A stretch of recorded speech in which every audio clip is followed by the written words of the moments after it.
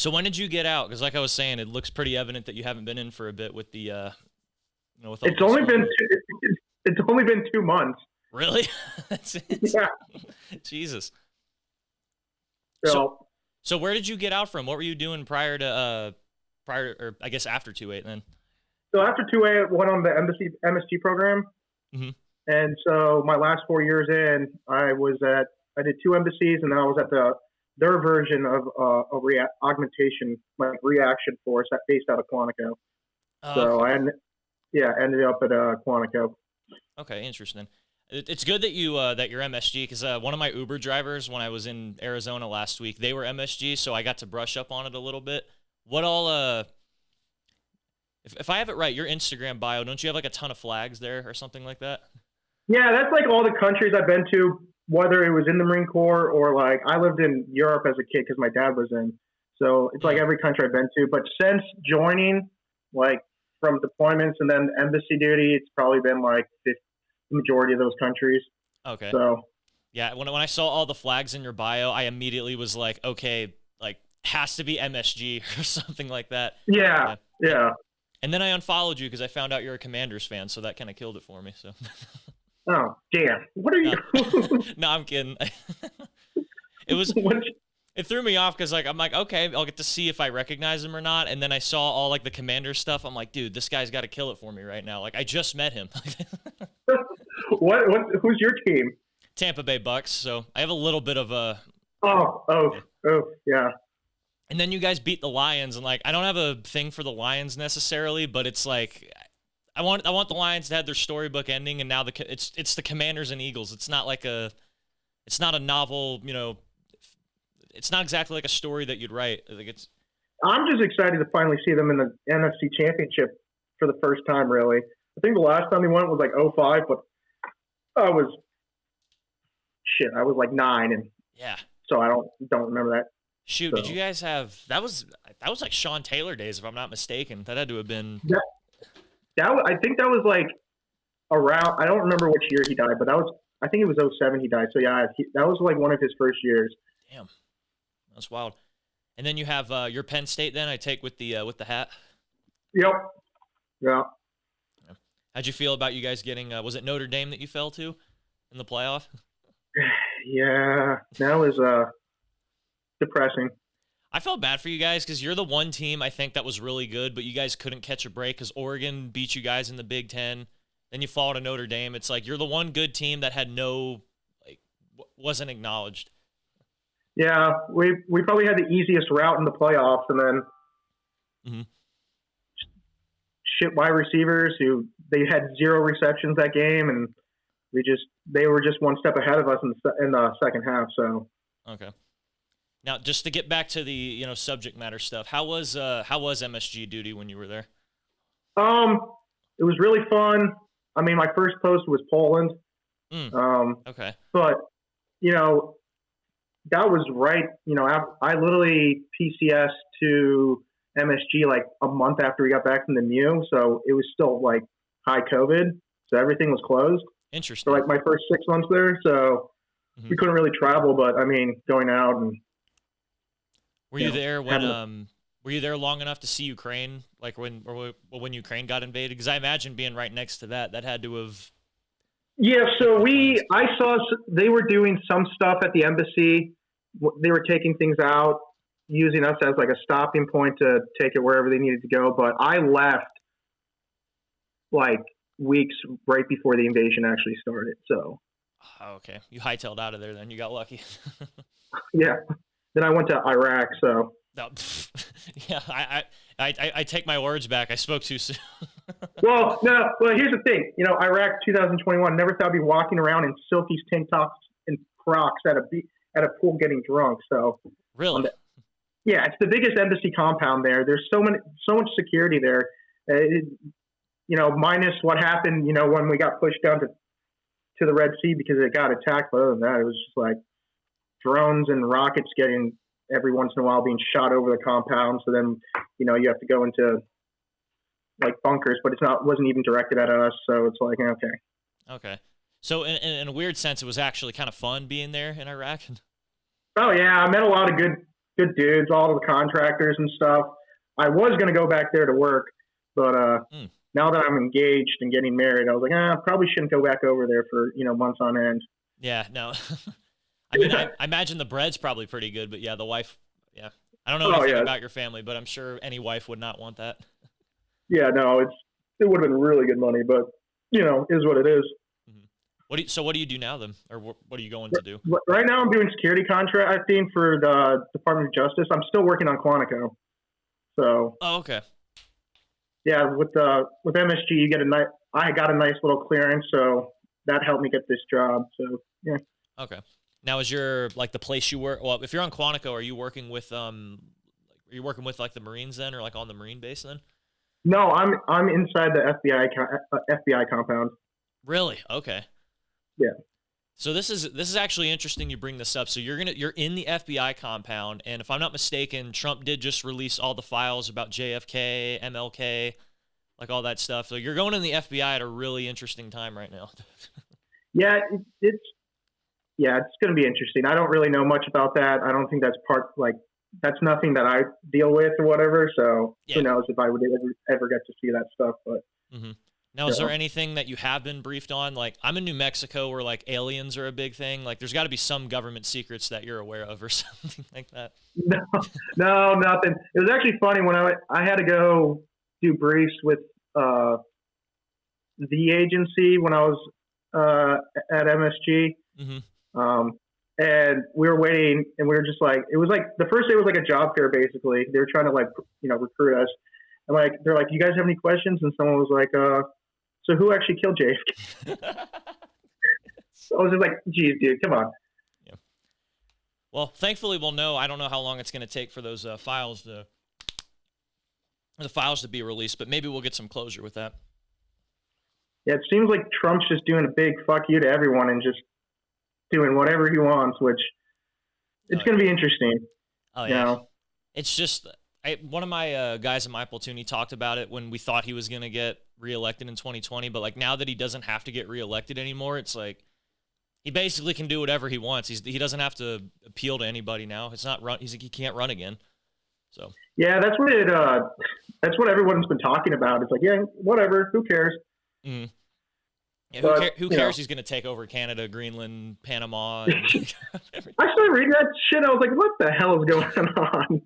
Dude, I have because like I do a lot of stuff with like my stand-up comedy friends, and it's so funny like talking about that, or like the rants that I've imagined about it. Like I can't imagine what it's gonna be like if I doubt we'll have to, but if we have to send like our troops to Canada to like patrol or to just establish a presence there, it's gonna be weird to think if we actually get to see that happen in our lifetime. Yeah, they're just going to be yelling sorry every time they shoot at us. Yeah. Sorry, eh? Someone shoots an RPG, they kill half the guys in CAT. Oh, sorry, eh? It's going to be fun. It's going to be funny, though, because they'll send, like, you already know there's going to be an international incident when the Marines go there. Like, there's going to be some, like, kid from Quebec who doesn't speak a lick of English. He's going to throw a pebble at, like, one of the HLTVs, and, like, Brown or Chitty, they're going to blow his head off because they thought it was an AK-47 or something like that. Yeah. Right. I will admit, though, I think if we should go anywhere for this new, like, empire thing, I think Greenland might be adventurous, but it's just nothing but snow. But I think Panama Canal might be more fun because it's, it's the tropics, it's Panama. I feel like the Libo there would be much more fun. Be interesting for sure, but I'm sure the gangs are horrible down there, too. Be a bitch to fight them. Oh, yeah. I don't know if in Panama, like, specifically they're that bad. I do know in Mexico, if we had any ambitions to push into Mexico, that's going to be a part. I mean, we could probably do it, but pardon my French, it would be a shit show trying to maintain a presence there. Dude, they look like they're just a full-on military with everything they got. Oh my, yeah. Like people forget the cartels. They're not like some guerrilla force. They're very conventional. They got like uniforms and everything, and then they're rocking like 50 cals and all that, and Humvees and crap like that. So yeah, it's like this. It's definitely going to be a wake up call if we just go through there thinking it's going to be like the War on Terror. Like, no, it's going to be way worse. Yeah, hopefully I always get the word wrong, but Plan or Task Force 2030. Hopefully that has us prepared to go through to Mexico. Yeah, right. I will say though, if we do anything like, because from what I've heard, we're kind of sticking to the what do you call it? Like the beach landings or staying in amphibian force. I hope to God if we do go to Mexico, we do a beach landing in Cancun. That would be funny to just roll up on the everyone's in vacation and just a bunch of tracks just come out of the water. Yeah. They're going to be so confused. We're just shooting at random places, and then we get off the track. We like grab a martini from a bar real quick, get right back in. So, yeah. So how can you brush me up on your story then? Because I know you were in golf, but what was your 2-8 story? Or like, can you just brush me through the story of what was your Marine Corps career until the last 2 months? So you know, like I told you in when we were like messaging, you know, I came from the fake ass SEAL teams, you know, fast. So, I put that together. That's an actual acronym. Oh my God. Yeah, that's what we used to call ourselves. So I did my first. Was there from 15 to 17. You know, did 2 deployments with them, and then got to 2-8 in August of 2017. Mm-hmm. It was actually funny because like my platoon sergeant in fast, he was like, you know, don't even take the full 30 days of leave. Just take like 5, travel down there, get with your platoon, and start training. Which, you know, that was a good idea. But then at the time, my brother, who's also in, he was friends with who would become my platoon commander in 2-8. He's like, yeah, we're about to go to Bridgeport. I'm like, yeah, I'm taking 30 days of leave. I'm like, I'm not going to have my first field op in the fleet, you know, Bridgeport. So I think I checked in like a week before you guys got back. Okay. Yeah. That's funny. I got to skate out of it. So I got in January of 2017. So I was still like a fresh boot. I got in to the fleet July 13th, 2 days before everybody went to Bridgeport. And so because we didn't get, me and a few of my peers, we didn't get our government travel charge cards yet. They didn't send us to Bridgeport. So skated by that. That's great. Yeah. Yeah. So I got there, did the workup, did the UDP, came back. So while on the UDP, I actually signed up for MSG, and I was supposed to go in the beginning of 2020. Mm-hmm. So I re-enlisted. A month later, my orders got modified, and they're like, you're going on the MEU. We're keeping you for the MEU, and we're going to push your MSG school date. Oh. So I actually got forced on the MEU. Okay. They changed my school date for MSG 3 times.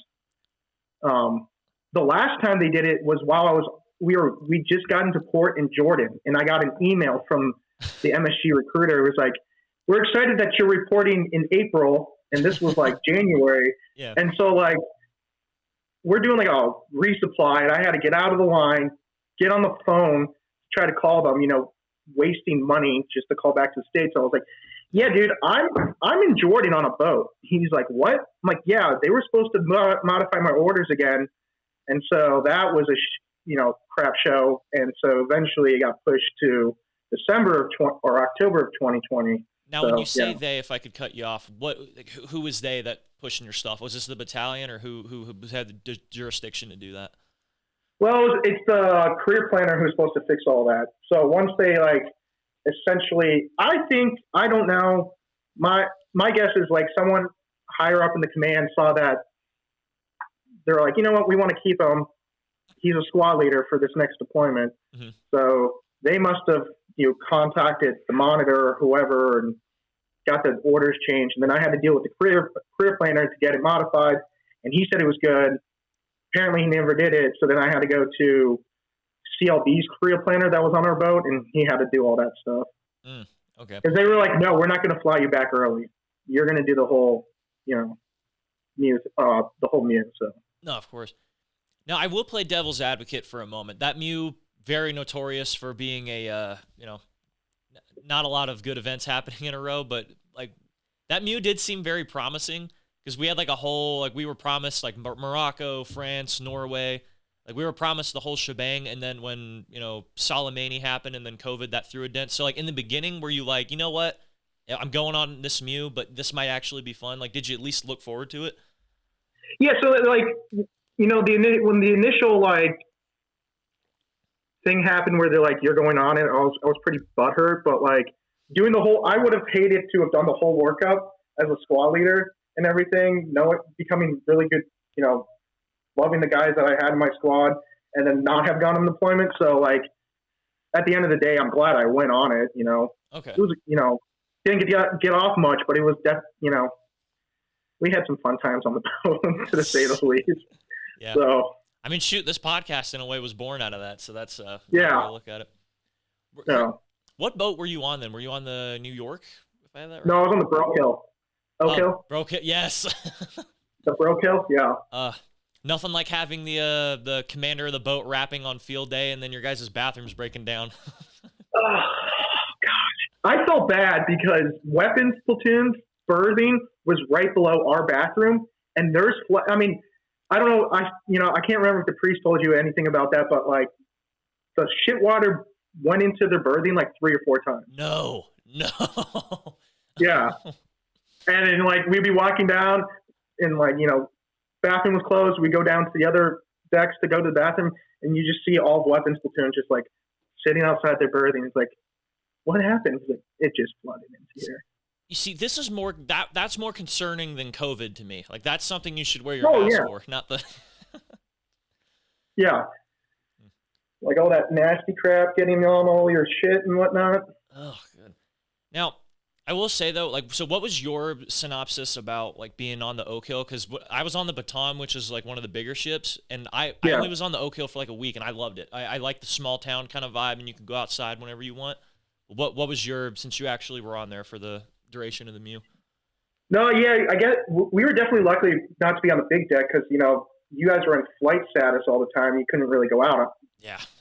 Right. Yeah. Mm-hmm. So like I would just go work out up on the flight deck because they had a hit locker out there, and like we could go out all the time, and we could actually do stuff training wise. Like that wasn't just stuck in the berthing teaching classes. Yeah. The same 6 classes over and over and over again for 7 months. Mm-hmm. So what's your because the MEU especially, that's like how the whole 4 years a slave, that's like where we get our thing from, and I know our whole peer group, like definitely a memory. What's your funniest and then worst memory of being on that MEU? Funniest? Oh goodness gracious! I'm trying to think. And if it's not something specific, like you can, like maybe it's just everybody got quirky, or maybe just being with the Navy, or just it could be an observation if you want to. Well, one funny story. Well, I don't know if it was funny, but it was pretty cool. I don't know how to. So we were doing a RAS, right? And it was my squad's turn to be like on the ropes. Mm-hmm. And sometimes like you don't have to go out with your squad. You can just sit there, or you can just send them out. I was like, well, I'm not going to do that. So I was like standing behind the rope line, and I would help every once in a while. Well, this E2 Navy guy comes up to me, and he's like, "Get on the rope." I was like, "No." He's like, "Get on the rope." I was like, "No." And he like tries to start yelling at me, and this doc comes over, blue side corpsman, and I had been talking to him earlier, and he had gone green side, and he knew I was like infantry and all that, and he just like lays into this dude. He's like, "He's a fucking sergeant squad leader in the infantry." He's like, "You don't talk to him." He's like, "Go away." And I was like, "Thanks, doc." Yeah. Like just little things like that, or like yeah. Gotta love the docs sticking up for us, they take care of us. Right. And like all the Navy, like the E6s and all that, they knew like sergeants and NCOs, like they knew that we had responsibilities, so they would actually go to us instead of like chiefs are the shit and everyone else isn't, like Navy side. But then like they knew they could talk to us and we could get crap done and whatnot. Yeah. But yeah, there's just little stories like that, or by like month 3 or 4, Navy and Marine Corps just butting heads and crap like that. Yeah, just I think it was maybe you guys on the Baton. I heard like some Navy dude whacked a guy across the head with a hydro flask. Yes, it was I doubt you remember him, but Chitty is who it was. Which Chitty, if you're listening, get on this show. I don't know what you're doing, but yeah, it was. Yeah, that's exactly what happened. I was just like, our company commander would do like every Wednesday. He would sit down with all the squad leaders and section leaders, and we were reading a book or whatever. And I just remember our first on camp. He was like, "So this happened," and we were just like, "What the hell?" Mm-hmm. Yeah. That was so funny. I wasn't there when it happened, but I just remember within a 10-minute span, I think I was down in the mess because it happened in the mess deck. So Yeah. it happened in the mess deck. There was a crowd of people separating them. Within a 10-minute span, I go from seeing that get broken up. I go up to the berthing. I'm like, why is everybody missing? And then I go downstairs, and it's like an episode of Gangland. There's just like HNS. There's Navy guys. You have LAR. They're all like, they don't have pitchforks, but they're just like touting stuff, ready to find this guy who hit Chitty with the Hydro Flask. Like, how stupid are you? Like, so apparently what happened was, so this Navy guy and Chitty already had like a thing going. So Chitty was on ship tax, right?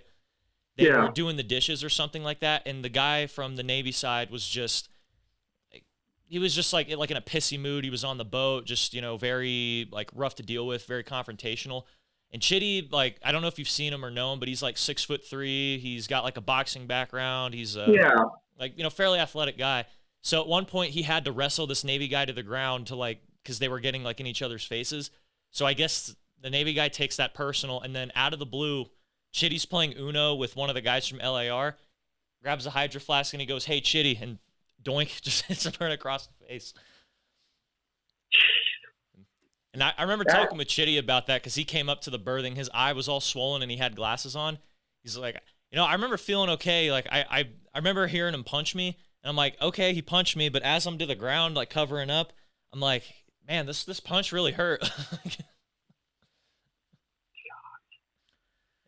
yeah, that's crazy. Yeah. They're ship life for you. That's Yeah. But I think the stupidest thing we ever did was one.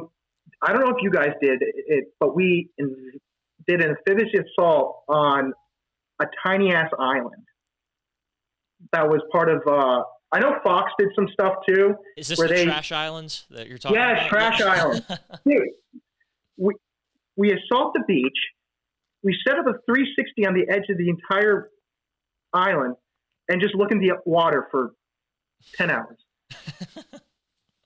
Like, what the, like, I get it. They were trying to get us to do something, but it was just like, all right.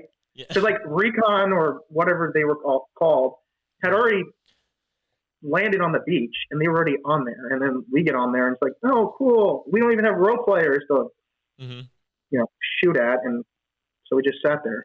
Yeah. Well, who knows? I mean, you got to practice just in case the Iranians, you know, if they want to, for God knows why, if they want to inhabit that island or take over the trash that's sitting there. Like, yeah, the island is the same size as the boat. Literally. Yeah, literally. Literally. I don't know what, like, for an island that sits in the middle of the ocean, you would think it would be pretty empty, but, like, I don't understand how it had that much, like, Starbucks and, like, Costco trash and, like, whatever, you know, hummus wrapper or, like, whatever the Arabs eat over there. Like, that and all the needles. Yeah, like, all right, like I'm pretty sure this isn't safe for our own well-being. Like, if I don't have my boots on right now, I'm gonna get stabbed with like a fentanyl needle or whatever is over there. Yeah, pretty much. Like, all right, lay in the defense. It's like, but there's needles everywhere. Lay in the defense. Okay. Yeah.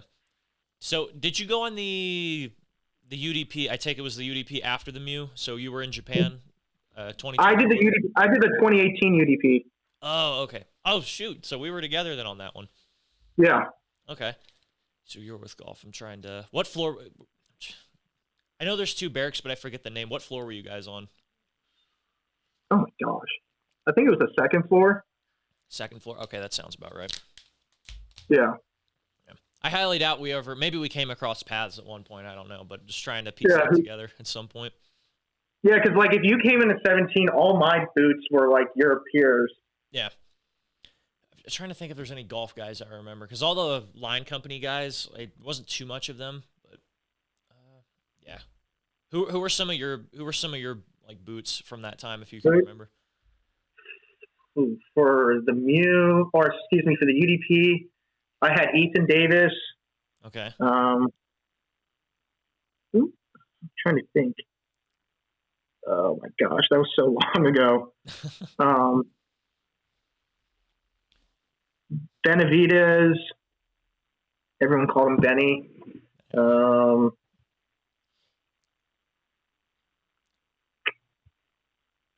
did you know any of the Weapons Platoon guys? Weapons Platoon? I can't say I do. That's why, because the golf guys, I don't think I knew. Because all the line company guys, I think I remember from my peer job. I don't think there was any that went to golf, or at least if there were, I might not remember them. Oh, okay. Yeah. It was such a long time ago. Nah, it's all right. Yeah, if you have, I understand the memory may not be jogging on something that's. Yeah. It's crazy to think that was almost a decade ago. Now that we're in 2025, that's the thing. Oh, yeah. No, time flies. Like, it's crazy how fast it goes. Oh, yeah. So bouncing back to Japan, everyone's got like some story, some funny stuff they did in Japan. What's the story of D'Antonio in Okinawa, Camp Schwab? I didn't really go out. I came late because I had done advanced school. So, I mean, it was just shenanigans in the barracks room. Like me and my roommate, we'd just get hammered, play Madden. But I remember one time he actually, when we had just gone back from, I think, the Philippines, he had bought one of those flashlights that was a taser. So, really? Okay. Yeah, I don't know. It has like a taser on it, but it's also a flashlight. But I remember my roommate had been passed out drunk. He's on his bed. And so me and my other buddy, we took the taser and started tasing him while he woke him right back up. He was like, what the fuck's going on? Now, I didn't do anything. I didn't really do much on Okinawa. Mm-hmm.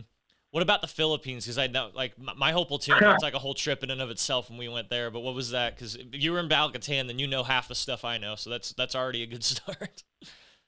Yeah, so we got there, had like a week of libo in Civic Bay. So we're just going out, getting drunk every night. Went and did a week of field ops, came back, I typhoon hit, and we got stuck there for like another 3 weeks. And it's just like, all right. So for the first 2 weeks, we're still on the boat. Then the boat had to leave. So then they put us up in hotels. But I do remember on the 4th of July, I don't know if you ever knew Boswell or Demers. Cody Black. Boswell sounds familiar. I can't say that I can't. So it was the 4th of July, and we literally took over a bar, an outside bar, and we're just blasting. They're blasting like Dropkick Murphys. Everyone's singing "God Bless America," like all this stuff, and it's in the middle of the Philippines, and it's just like what? And then like one platoon got put up in a hotel right next to a brothel. I mean that's a whole different, I have a 2-part question to that because I want to know what the libo was like for one, because like being in 81s, we didn't get shit for libo. We were there at that little fob the entire time. But Neumann, now that you bring this up, I remember him talking, it might be the same hotel, but one of the hotels that they got put up in when they went to the Philippines, it had monkeys like literally running around in the hotel because I guess it was like all beat and run down. Maybe it's not the same specific hotel, but was it like that in terms of just being like, where are we right now? No, there wasn't. I mean, there wasn't really monkeys. Civic Bay is kind of, I guess, one of the nicer areas because of the port. Like there was a cruise ship that came in at one point. Really? Yeah. But it was like a tranny every curve, and it's like, oh, hello, and you're just like, no. God bless the Philippines. Yeah, and like they did brief us. They're like, you got to be careful with them because if they try to like solicit themselves to you and you say no, they could go to the cops and be like, they did this to us, and they'll throw you in jail. Because like 4 years before that was when the Marine killed the lady boy prostitute. Yes, I do know of that story. So that was like a huge thing. Is like when we first got to port, like NCIS came on boat and some other people, and they like had to brief us on like, do this, stay away from there, don't do this, So if stuff like that. If you can't say no to them, then like, what are you expected to do? I mean, do you have to let them touch you? I mean, like, what's the? No, basically they just said ignore them, like cross the street, just keep walking, don't even try to engage. Don't like once you engage with them, it's like pretty much game over at that point. Is what they were trying to tell us, I think. Oh man. Well, for some of us, that's why we're there. I mean, you're taking the fun of the Philippines. It's like what's going on? I'm not asking. Yeah. Yeah. So I was gonna ask with that. It's obviously a no since you didn't do anything. But I was gonna ask like, were they any fun to be around? I mean, not for me, but for a friend. But Not for me or for a friend. Yeah. I don't know. I didn't really engage with them or anything like that, but I know of people who did. So. No, I don't think I've actually seen like a Thai or a Philippine ladyboy. I mean, obviously we see them all on the internet and memes, but like, how terrible of a part did they look versus like you couldn't tell. Yeah, that's what I was gonna ask. Like, you gotta look. You gotta look at their. They told us you gotta look at their Adam's apple and their hands. Okay. Man, that's actually a scary combination now that I think of it, because if you get a couple drinks in, you may just look and then go right in, not even thinking. Yeah. Again, I know some people who may or may not have, but I'm not going to throw names out. No, yeah, allegedly. We'll keep allegedly them away. Allegedly, yeah, right. Oh my God. However, I do want to get to the let me see if I can find it here. So you sent in, was it the video of the misfire that you wanted as the thumbnail for the episode? God. Yeah, so actually I have another story from that range, but basically, so we were PSOing Rocket Range, and I was the one taking that video, and my buddy Brown was the PSO right next to Rap, who was the one that was shooting it.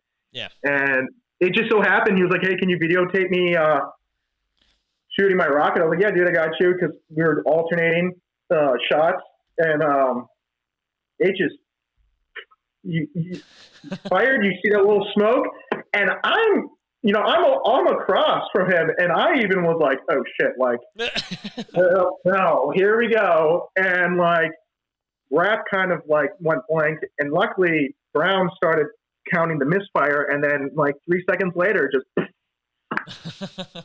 and it just was like, holy shit. Oh man. That's got to be weird, because that's one of those, like as with any rocket launcher, we always go over the misfires, but even the combat instructors tell you that they've never seen it happen, so you don't really brace for it. But I can imagine seeing it happen, and you're like, fuck, where do we go from here? Is it written on the... Yeah. Well, we're lucky that he didn't like point the front of the rocket down or aim it up or something. He just kept it straight, so... Oh, okay. Yeah. Lucky with that. Oh, yeah.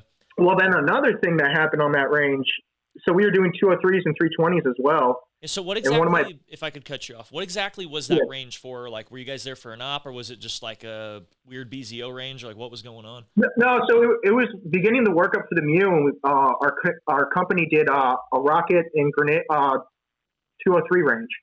That's all that it was. Oh, okay. Yeah, because we had just gotten the 320s too, so we were shooting those out to see who would be carrying those as well. So they just wanted to do a rocket in grenade range. Mm-hmm. So. Okay, sick.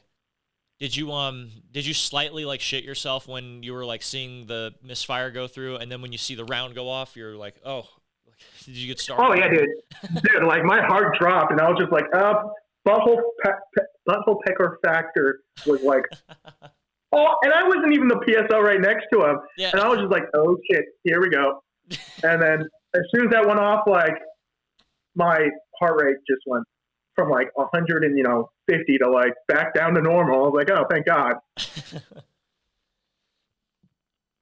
I was going to ask, but I think it'd be wrong of me because I sure as hell don't know it, but if we remember the misfire procedures for the but I wouldn't know the first place to begin with it, so I'm not going to ask that.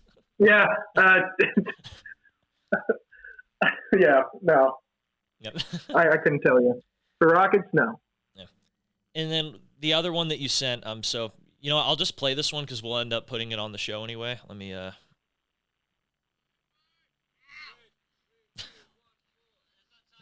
we'll just add it onto the video for when.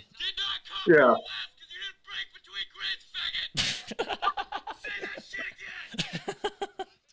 They did that, so that was like one of the first days out at 29 Palms during WTI. Yeah. And we were back in those berms behind, what was it, Camp Camp Wilson. Was that the place that we stayed on in 29? Yes.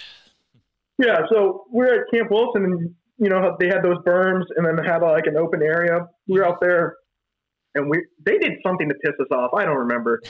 We had just gotten all these guys for the most part, and this was like their first op, and so we were like, okay, cool. And we were standing up there, and like we were making them hold like security, and then we would drop a frag down there, and so they're like, all right, treat them. And so they would treat them, and then we were making them do 9 lines. And the kid just started doing the 9 line, and he didn't break between the first 4 grids and the last 4 or numbers. And so he just like said what he said. I always have a love and hate relationship with that, because stuff like that's an honest mistake. Like, not a, like it happens, you make stuff like that, but then, just Marines being Marines, you have stuff like that to blast us for it. It makes it so funny. Yeah. No, yeah. Definitely not, stupid mistake, honest mistake, and it's just like, but you pissed us off earlier, so we're just going to be assholes here right now. Oh, yeah. So you were at the, so that was the 2019 ITX, or was that 2021? Yeah. That was 2019. That was the one before the Mew. Okay. So that was with the shenanigans out at Yuma and all that, too. Okay. Were you there for the, I had to change the name because, we don't want to, just in case he doesn't have permission, but the Harold story, the guy who went missing out on a... So Sievert's podcast was actually the very first one I watched all the way through, and I had totally forgot about that. And as soon as he said that, it like clicked in my head. I was just like, holy shit, we had to search the desert. I was like, because we were all like drunk, passed out in our racks, and next thing you know, get up. I remember hearing somebody, because we were, you know how it was. It was like the dead of night, and we're police calling for a guy who's out missing in town. And I remember somebody opened up the ammo can where like the smoke pit was, where like all the ashes was, and he's like, "Hey Harold, where the fuck are you?" or something like that. Are you? Oh my god! Yeah, that was one of the funniest things, to say the least, that happened out there. Yeah. I do have to ask. I had a. Go ahead. What's up? Yeah, I was going to ask with the ITX. So, because in my opinion, I think the most famous ITX was the one in 2021 because of the alien story that came out of it. So I was picking people about that, but just like from either of those ITXs, I don't know if you went to the latter one, but yeah, just kind of elaborate more from what you were saying. Yeah, no. So I was already on MSG when you guys went out there in 2021. Oh, yeah, it was interesting. I mean, it was a good time, running those ranges. It sucked because it was hot as hell, but actually, one of the things, I had this booth. So just to give you like a backstory. So this kid came to us, really good, knew his crap.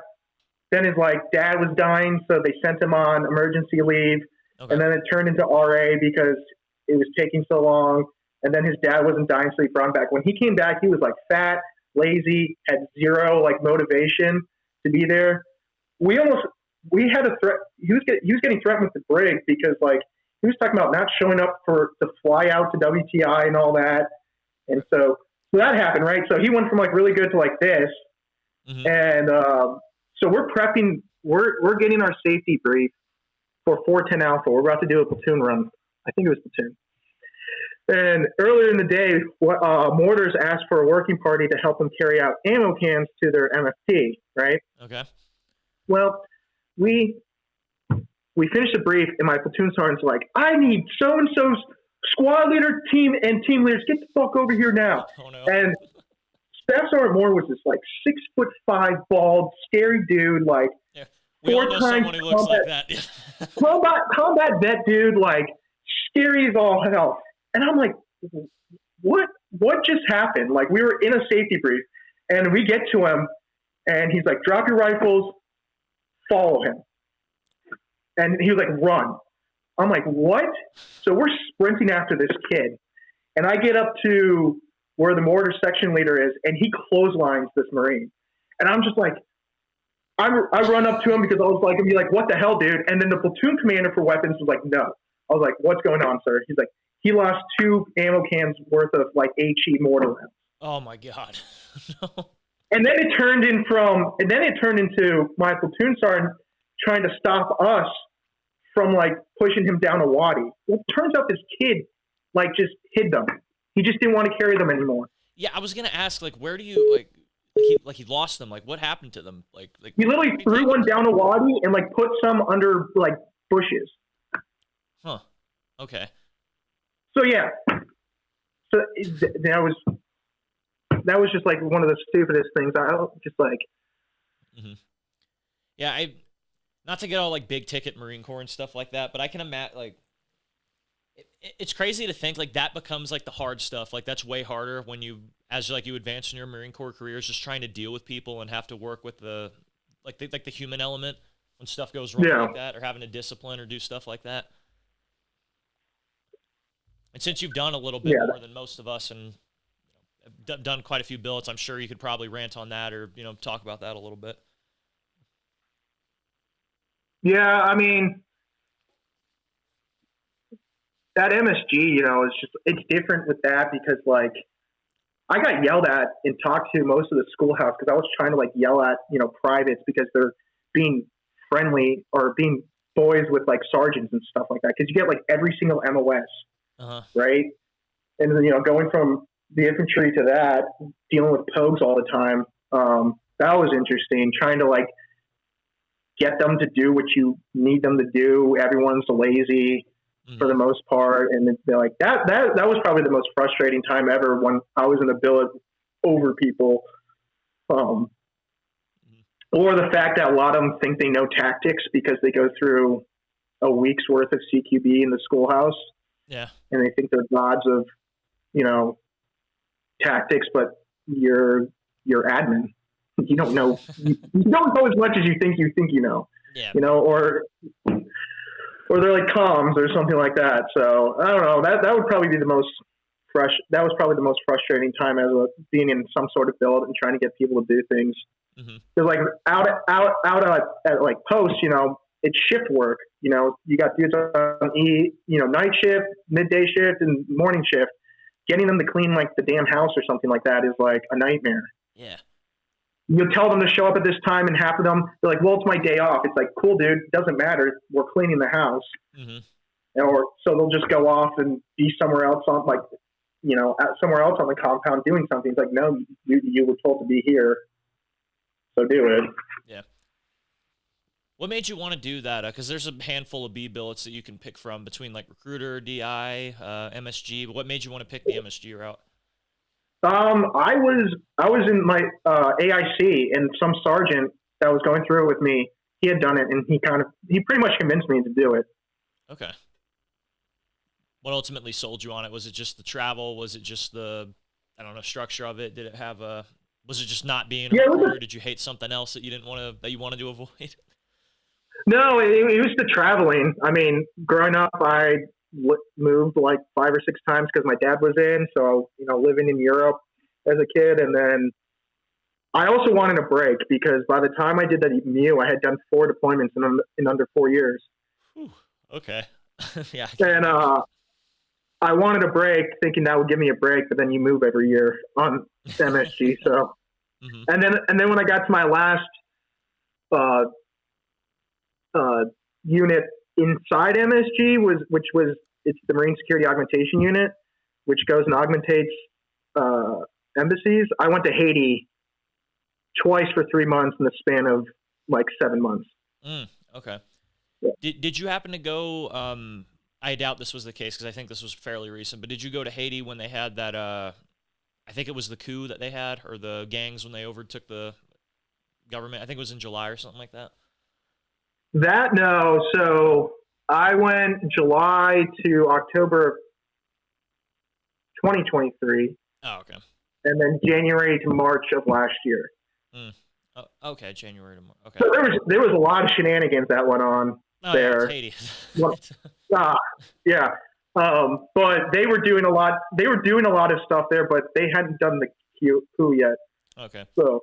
Now, I do have to ask with that, I'll probably bring these two. So the two camera guys or the crew guys that were helping me set this up, so they're both Dominican.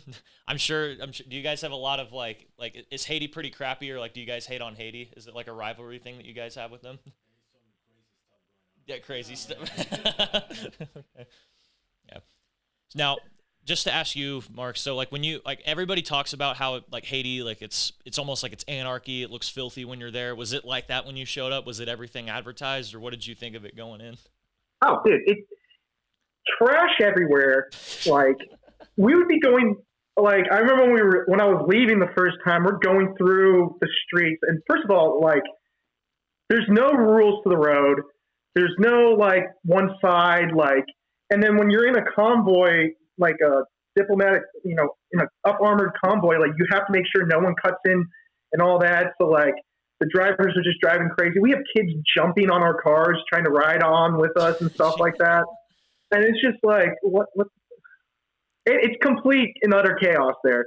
Like I would be sitting, there was one OP I would be up on every morning, and in the compound next to us, there was like a house built inside a wall, on the wall. And when I mean house, I mean like the size of a bathroom. And it's like a family of like 6, including the parents. And the lady would just get undressed and bathe herself with a bucket right in front of us, like 200 meters away from us. Whoa. Was she at least attractive, or was her body pretty like worn out from having that many kids? I couldn't tell you. It was too far away to notice with all the trees and brushes. And we don't have magnified optics on our rifles, so it was just you couldn't like sight in and look. Oh yeah, I imagine you weren't looking with all the burning bush and the people eating cats and cannibal gangs running around too. That probably distracted you a little bit. Yeah, yeah. The gunfire that goes on every day too. Oh yeah, did you guys ever get like? I mean, I imagine there was no firefights, but was there any like, gang action or any like awkward run-ins with like militias or whatever they have over there? Was there anything like that? Well, it was it's around the gang territory. And so the cops would like push up with like one up armored vehicle, try to push into their territory, and it was just erupt in gunfire. And we're sitting on an OP just watching everything happen. Mm-hmm. And then one day, we don't know how it happened because they were like fighting this way, and then where my face is was the embassy, and somehow like 10 stray shots went right over our heads and like on the wall in front of us. Oh, fuck. So, 9 years in the Marine Corps and being a pogue is when I finally get some rounds towards me. Yeah. And then we couldn't do anything, and then we got yelled at for being out there while there was gunfire. So yeah, all the what's the word I'm looking for? The not SOP. I forget what I'm looking for, but yeah, ROEs, yeah, ROEs for you. Yeah, it's just the State Department's very diplomatic, so they like gunfire coming from an embassy is the last thing they want. No, of course, yeah. Yeah, so and we couldn't even see who even did it, so yeah, we wouldn't have been able to. Yeah, if you don't really know who or what you're firing into, so it's yeah, exactly. So, but yeah, no, there was gunfire every day, and I watched someone get held up at gunpoint on a moped. Whoa, okay. Yeah, and then that same day that those rounds came over us, all these civilians are fleeing that area. One lady, if you want to call her lady, whatever, chick, whatever, one of her shoulders was just all bloody because she got shot in the shoulder. Oh, fuck. And they just like hoisted her up into one of the taxis and drove her off. And we're like, oh, all right, just another day in Haiti. I think ChatGPT can make a picture of that, but I'll just record you talking that description and I'll have it make a picture. Just another day in Haiti. Rubble. Oh my God. What was I gonna ask that? So being like all the countries you've went to between like MSG and like, because I know you mentioned being in Iraq, and it sounds like Haiti was worse than Iraq. But like, what was the most? Like, was Haiti, I guess, easily the most war torn or like roughed up country out of all of them you've been to? Yeah, absolutely. Even like, I mean, the Philippines was pretty crappy because I mean they had their what was it? ISIS was in there. Yeah. And mayhem. Even Thailand and Philippines are pretty big shitholes, but no, Haiti was definitely the worst I've ever been to. Okay. What was the when you're MSG? Do you get to have because this is just my immediate like way of thinking it off the top of my head. I imagine the libo's probably really good just because like if you're in like some random country, like there's not like a big military presence, but like how is the libo in MSG? Does it vary by country or is it pretty good?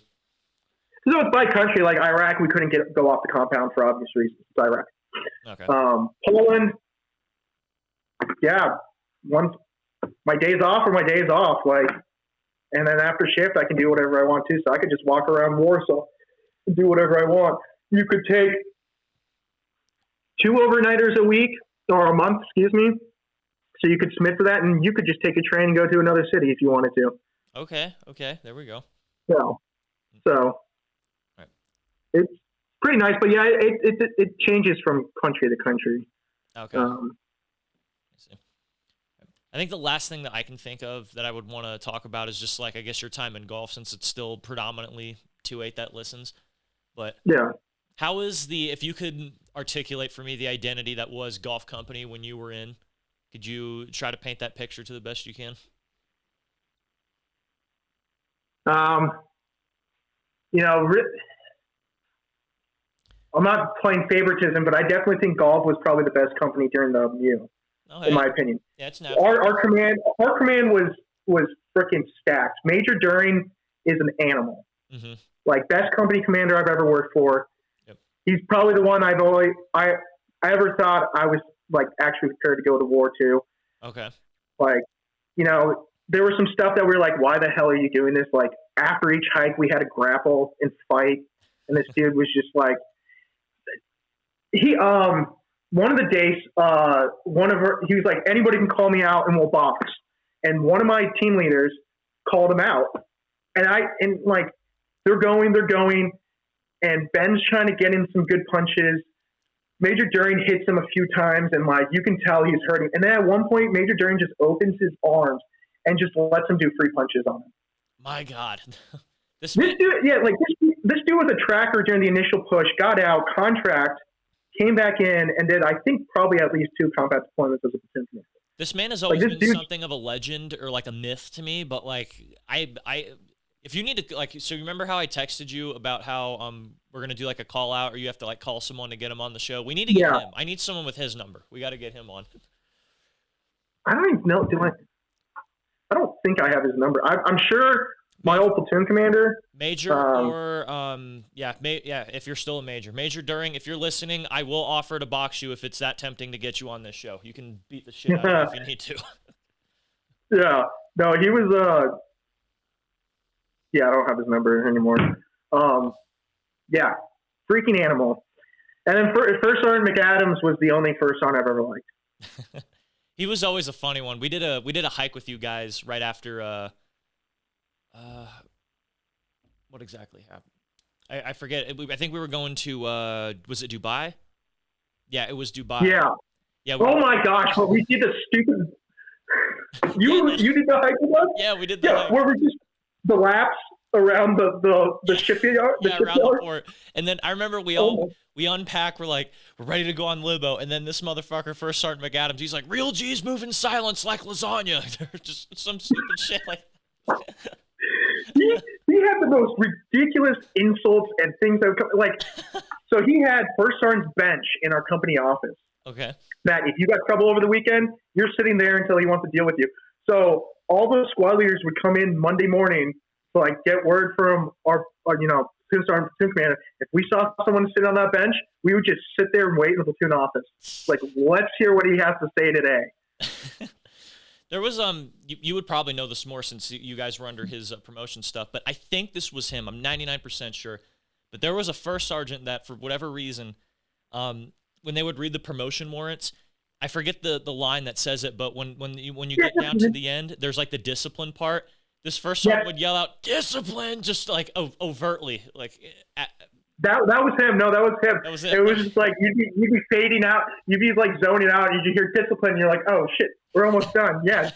And like after I left 2A, every promotion I had stood in after that, like I would hear the word discipline. I'd be like, oh, they're not yelling it. He's like, yeah. His reasoning was like, discipline is the first sergeant thing, and then plus it was like, oh, of course, wake people back up. Hmm. I like that line of logic. That's so funny. But Yeah, that's got to be nostalgic or kind of PTSD. You don't hear anybody say it with your chest when they're that's exactly what it is. Oh man. Who were the power play? Well, I guess those were the two big power players, but like who were some of the because like I've kind of talked about it a little bit with weapons companies. So like you have me like doing this show. Like, Chitty was a goon. You had like Popa who was charismatic. 81s, cat snipers. Like we all had like our people. Fox did too. Yeah. Like who were some of the like the main or supporting roles and actors that were a golf company? Oh my gosh. I gotta think of his name. It was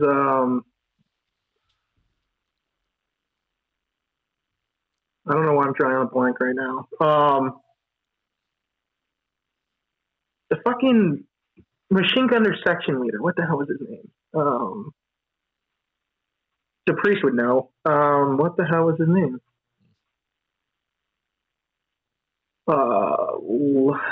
Was the priest in golf at one point? I forget if he.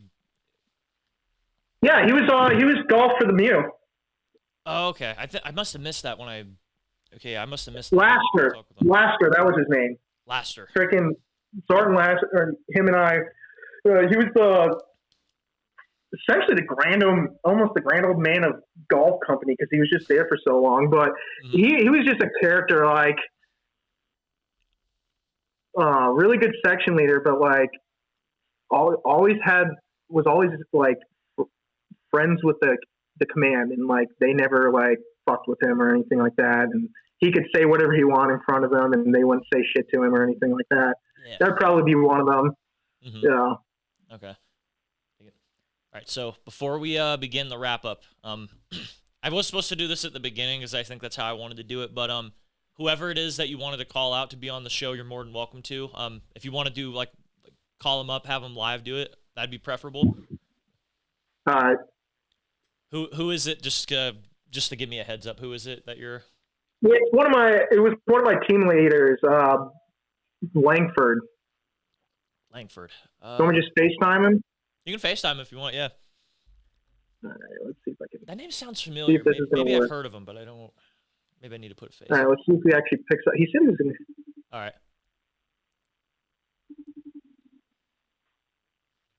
You just let him know where you're at right now, and then you can show me like once you.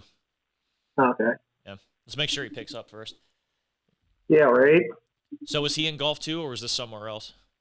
No, this was golf. He was one of my team leaders on the Mew. Oh, okay. Yeah. Langford. You know, let me pull up a picture of him. Let me see if I can.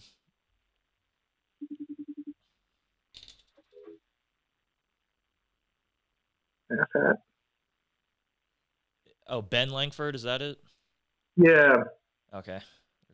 He might be in class. What time is it there for you? It's 10:30 Mountain Standard. Yeah, no, he's the same time as you. He said noon was his class, but. Okay. I'll try to call him one more time. If not, then you'll just say it verbally. You want him on. Yeah.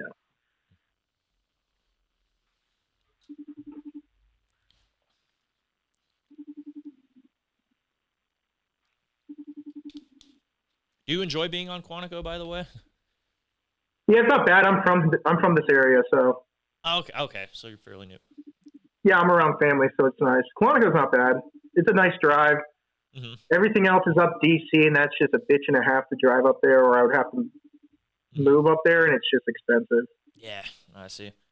Was your dad then? Was he Marines? Then I take just judging from. The yeah. I'm the sixth one in my family to have joined. Really? Okay. Yeah, my grandpa started it all. He was he carried a flamethrower in Korea. Really? Okay. Oh. Shoot, call your granddad. I want to get him on. I want to know how many.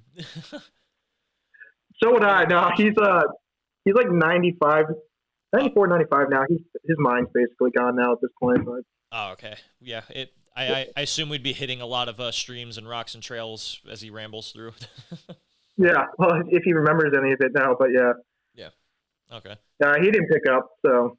No, okay. That's all right. Well, just verbally share your message to Langford if he's watching this right now. Message?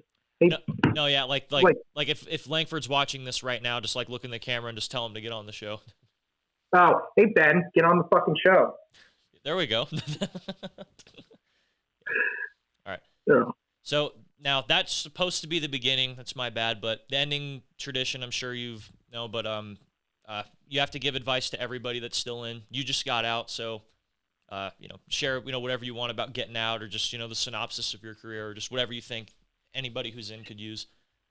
Yeah, so if you're getting ready to get out, you need to start TRS like a year out. That's like the biggest thing. There's so many things they tell you in TRS that you should have known years before getting, or you should have known while you're still in, like what to do, how to prepare for everything. Like they say you're supposed to do your first meeting a year out, and you get people who don't even start the process until a month out. So get to TRS as soon as you can within that first year. Get your medical all lined up. One thing that screwed me was, being in the infantry. Oh, everyone's hurt. Don't go to BAS. I don't know if that was the case with you too, like with all my knee and back problems. So I had almost nothing documented. So that last few months, I had to just go back again and again and again to get it documented as much time as I can, so I can actually get a claim. Mm-hmm.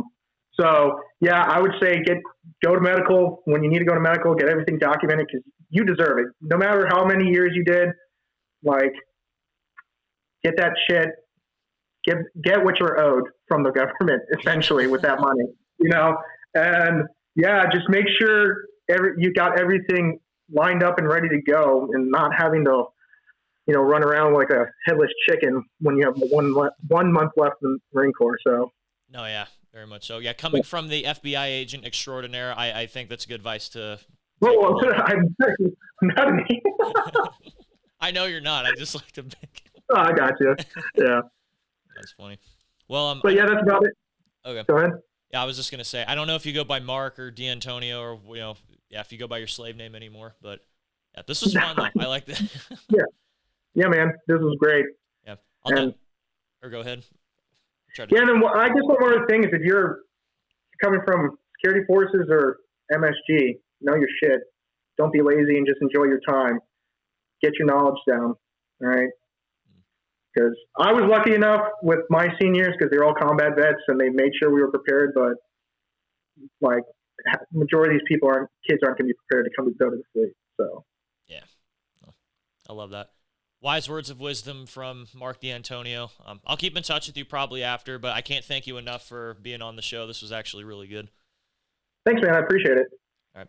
It was fun. All right. Well, I hope you have a good rest of your day, Mark. I'll probably text you after, but to everyone else, take care. Bye, everybody.